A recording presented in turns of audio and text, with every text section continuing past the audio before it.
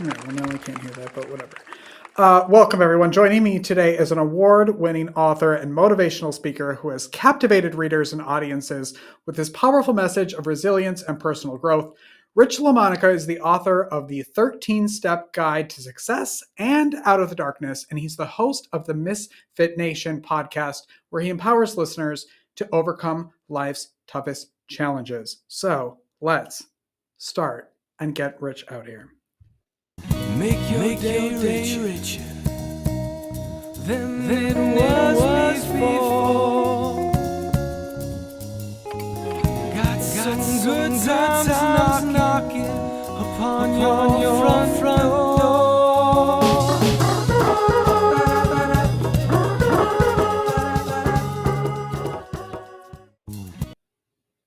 There we go. That was the weirdest echo. Please welcome Rich LaMonica. Good morning, sir. I'm good. How are you? I want to make sure we live stream, right? Oh, you just went away. Where'd you go? What happened to you? Okay, where did you go? And you're back. I'm not quite sure what's happening. How's it going on your end today? So far, so good. How about yourself? Good. Besides tech glitches. I think it's fun to do the show live, and then I do it live, and then something happens, and I'm like, this is why people don't do things live sometimes on Facebook. Anyway, first of all, you have so much I want to talk to you about, but I want to start with the 13-Step Guide to Success, and where that came from. Awesome. Great question. As you know, in 2020, we had a great visitor come to town called COVID. And at the end of every month, I know you were just going live on Facebook here, and you have to go from private to public now because that's a new awesome thing Facebook does for us. Super helpful. It's very helpful. So at the end of every month, I was doing a post saying, hey, awesome, you made it through this level of Jumanji. You fought off whatever mysterious thing that they were saying we had to fight that month. You fought through it. Now you got to go against these challenges next month. And at the end of the year, I made a list of how to be a good human. I put 12 things together, and then I had a 13th, how to be a good human. And my daughter looked at me and said, Dad, you need to make that into a book. So I made it into 13-Step Guide to Success. Was it difficult, or how easy was it then to just come up with the 12? And did you have to, I would assume it might even end up with like 15 or 16, and then you have to dwindle it down, or how did that work? It kind of went up to almost 20, and I wanted to get down to, I wanted it to be a year, so 12 steps, but then I had to have a 13th step in there, and I put it in there. I knocked out seven good steps. We're taking off the construction, and I put it in 13-Step Guide to Success. My daughter was my editor and helped me get it out. Within a year, we had the book out, and it's been an awesome ride with that book. So what are people going to find in the 13-Step Guide to Success? Unlike most self-help books, it's not a book to make you a millionaire. It's not a book to help you start a business. It's a book to make you a better human. And in this world we live in, everyone looks down all the time. You're at your phone all the time. You're never looking at people. Like me and you right now, we're talking to each other virtually, of course, but we're talking to each other. Mm-hmm. And I wanted to establish that. So learn to get along with the people around you, clean your community, clean your neighborhood, and let that start to spread out so that maybe your whole city becomes a good place to be instead of everyone at each other's throats. What are you hearing from the people who have read it? Almost every person that has read it had great responses to it. I had one guy who wanted to bring it to church, but since I wrote curse words in there, he couldn't bring it in there.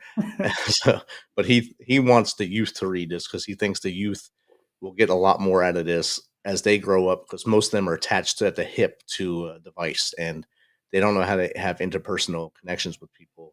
And this book, he believes, will help them become better people. Yeah, I was going to ask, who do you think the book you wrote it for? Or who should be reading this book? I wanted to write it for everybody. I didn't realize I was aiming at anybody, but as people read it, some people say I'm aiming it at the 30 to 50-year-olds who are set in their ways and don't know how to get out of their own way. And then there's others like my friend Wayne. He said, this is great for the youth, 13 to 18-year-olds who are not set in their ways, but they're also hard-headed. You got to get them out of that hard-headedness. Was being an author ever on your list of things you wanted to do with your life? It was never on my bingo card. No. Yeah. You were in the army for 22 years, correct? Yes. So thank you for your service. That is a job I would never, ever, ever, ever sign up to do. It takes a very certain kind of person to do that. So thank you. Yes. And to stay in a long time, it takes even more special. Yes. Yeah. What did you want to like? What was your goal when you were a kid? What did you want to be when you grew up?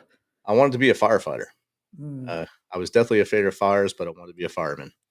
And anytime I seen a fire, I'd run from it until probably I was 17 or 18. There was a fire in the house behind me.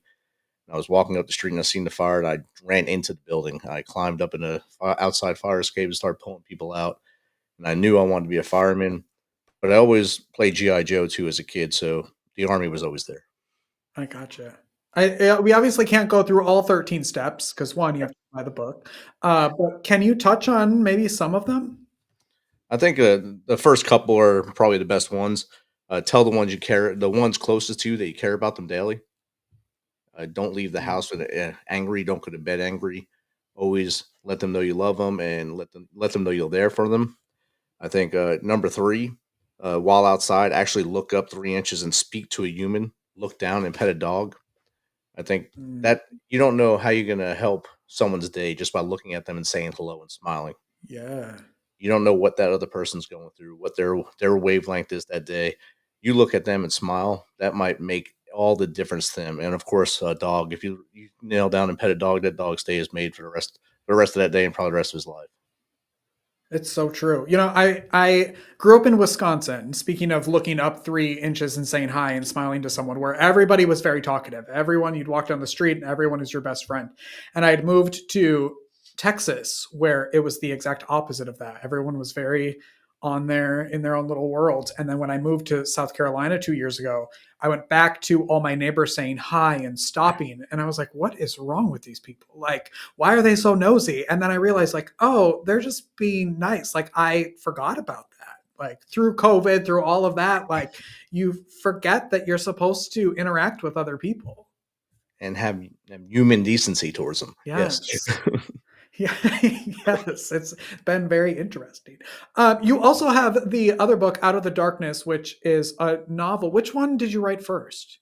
I started writing Out of the Darkness while I was in the army, actually. So every time I was deployed, I'd write a little bit and I'd lose it. Mhm. I'd kind of lose it in my computer or lose it in my notebooks.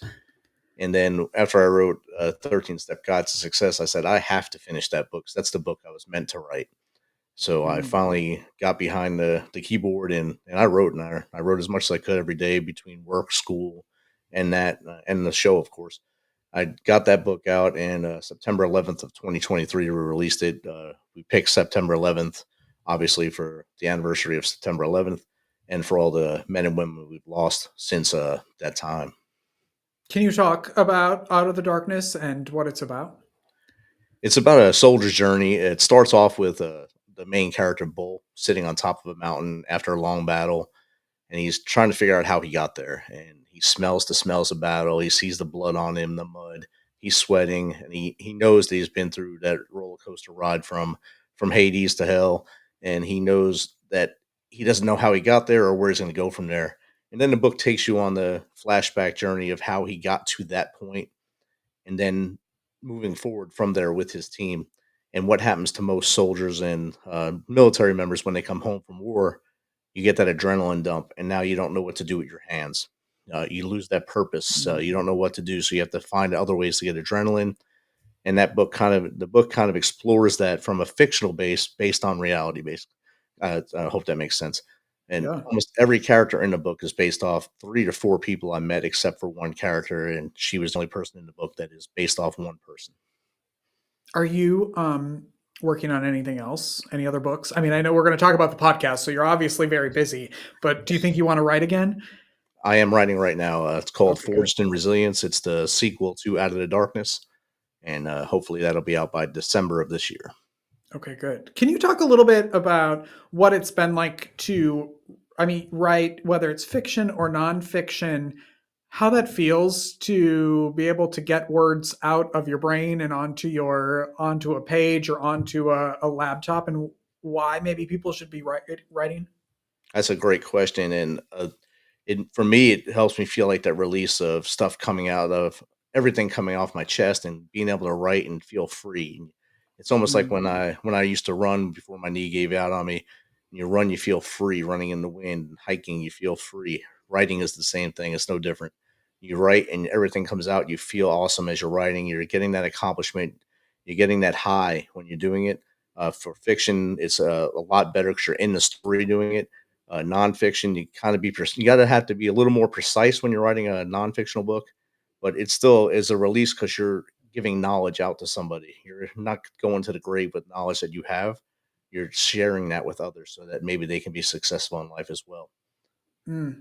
Yeah, great answer. Great answer. When did you start your podcast? It's called The Misfit Nation. When did you start that? About the same time I started writing 13-step guides to success. So Just throw it I all out there at one time, right? one time, yeah. I graduated Georgetown in May of 2020, and I realized I had about 8 hours a week that I wasn't like dedicated to anything. So I said, "Oh, I can start a podcast. Joe Rogan does it. I can do it." Of course. And I didn't realize that with his team of people behind him, it's a lot easier. Me with me behind me, it's a lot difficult. And that 8 hours turns into about 30 hours a week. And Uh-huh. now doing 3 live shows a week, it encompasses a lot of time.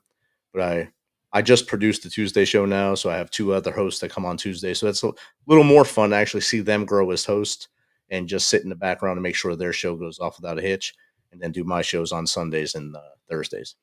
Well, tell everybody what people can find on the podcast.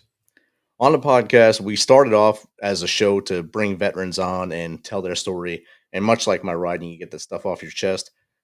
Our veterans are dealing with the demons of war, and we're losing, according to VA, 22 a day to suicide, and Mm, 44 really, if you base on everyone that we've lost.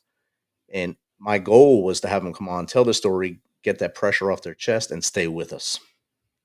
mm. Then they You came back to me and said, "Hey, brother, we need more help. What else can you say? What else can you get us? Can you bring us mental health experts? Can you teach us how to write books? Can we get to Hollywood? Can we get on music?" So that's a challenge accepted, and started bringing experts on. And we just finished. I just filmed my 516th episode. wow. Wait, we say that again because I forgot I have a thing. Say that again. You just did what? Our 516th episode. Wow. Work. Is there, since you're working with such kind of a vulnerable group of people, is there pressure then to make sure that you're finding the best resources for them and to bring out the best stories? Because it has to, it's such a huge group of people that you're talking to, and people that aren't taken care of the way they should be taken care of. It is kind of a little bit of pressure to make sure you get the right people and not people just trying to sell them stuff.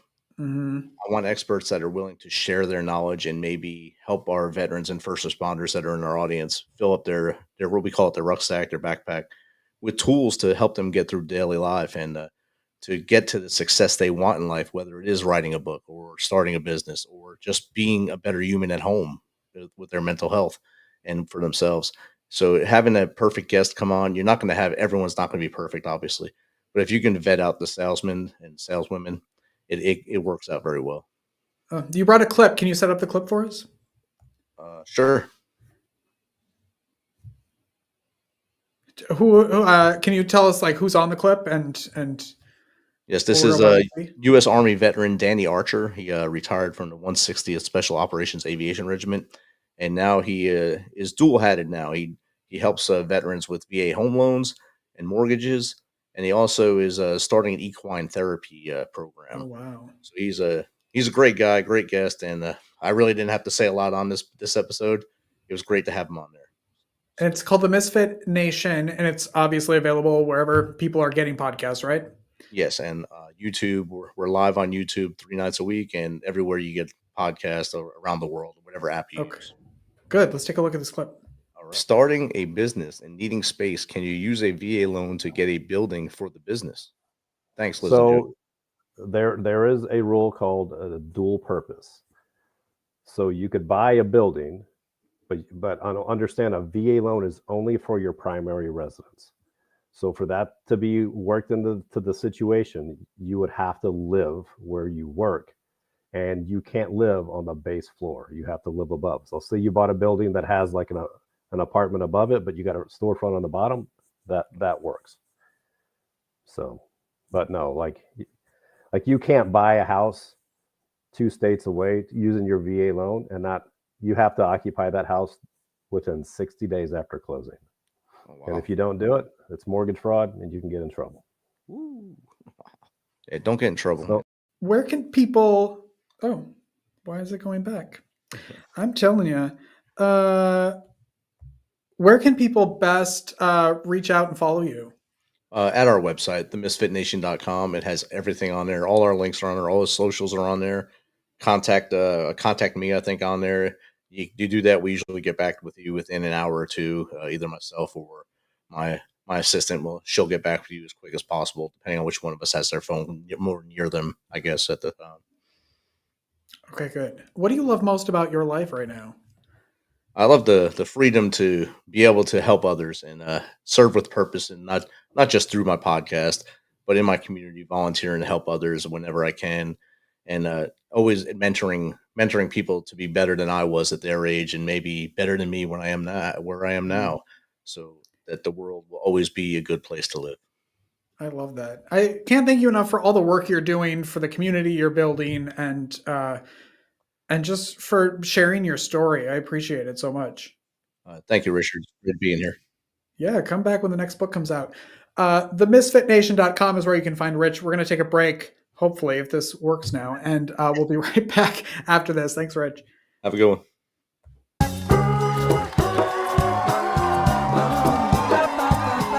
Life is difficult. Are you feeling overwhelmed or like you could use a little support for your mental well-being? Visit the Help Hub. It's the most comprehensive and inclusive free online destination for mental health resources, helpful tools, crisis hotlines, and supportive content. Just go to thehelphub.co to find the resources you need when you need them most. Unlike other resource pages, the Help Hub is divided into 16 different categories, ensuring that everyone in every community has access to the resources and support that matches their unique needs. Find the help you're looking for at thehelphub.co.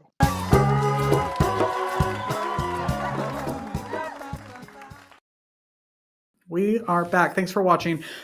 This is episode 231 of Make Your Day Richer, and I'm curious of how many views we've had in the last 230. So, drum roll, please.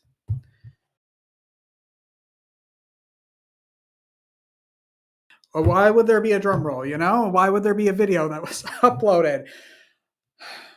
Anyway, we have actually had 349,834 views of the show. So thank you to everybody who watches, who listens, who shares the show, all the guests that come on. That was a great time to just share the show and be like, oh my gosh, you need to check out Rich LaMonica and buy his books. Watch this episode. So there you go. Outside of this show, I do help other podcasts and live streams. And Gorilla HR is a podcast that has a new episode out this week. HR meaning human resources. So if you are a employee or an employer, you should definitely watch or listen. Well, actually listen. It's audio only, but there is a video on YouTube. So take a look at the latest episode. You do have the opportunity to potentially move them out, and there's a large job right now. So that way you can hire somebody that maybe they may have been looking for 6, 7, 8 months, and so you're able to get people at a lower salary, if you will, than you might have been in a couple years ago, where you had to pay $1 just to get somebody in the door. Yeah, that's an interesting thought, because I think that the premium pay, I think that the pay rates have maintained, like they've stayed where they are, but I think it's some of the extras and some of the sign-ons and the bonuses and some of that stuff that has, I think, gone down a little bit. So I would say, I agree in a sense, though, that because things are so uncertain and there is this, people are scared and they don't know what's going to happen. They don't have a lot of hope for, again, that whole consumer outlook. And I think people are sitting tight a little bit more, that I don't know if now is the time to make a change, because I don't know what's going to happen with these other organizations. And then I also think that organizations, because they did have to respond so strongly, that people are like, all right, I got what I wanted from them. So now I'm going to sit tight, because now I'm in a place where I feel like I've got a better, value proposition that's meeting my needs. Is it going to go back? There. Okay, there you go. If you would like more information about Becky, about the Gorilla HR podcast, go to gorilla-hr.com and you can learn more about her there. All right, what else do I have to tell you? Oh, first of all, let me get back to this. It's too much happening. Oh, no, wrong one. Where's the chuffa part? Here we go. I want to, first of all, thank Erica D'Arcangelo, who sent me a copy of her book, A Story About Pizza. She actually was a guest on here a couple months ago. And now I have a physical copy, and I'm very excited. So thank you. And then also thank you to the person who got me Harriet the Spy on VHS to add to my Rosie collection. So thank you.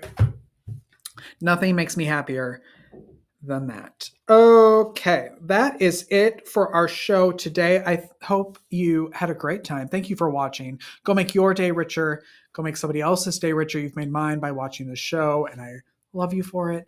And we'll see you tomorrow. Sandy Kirkman is here, who has an amazing book called Let Me Pray Upon You. So a little touchy subject tomorrow, and just as a warning for tomorrow. It's a heavy show tomorrow as well. But it's a great show. So we'll see you then, everyone. Have a wonderful day. Bye-bye.